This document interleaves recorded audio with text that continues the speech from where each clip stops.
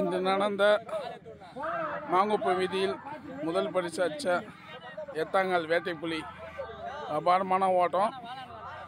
முதல் பரிசு பெற்ற வேட்டைப்புலி எத்தாங்கல் வேட்டைப்புலி 9 செகண்ட் 03 பாயிண்ட். செம ரீடிங் பண்ணிக்கு அண்ணா owner.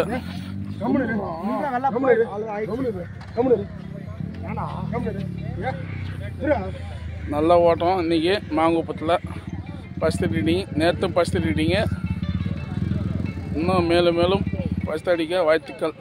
Don Siva YouTube channel மூலிமா வீடியோக்குள் போகலாம்.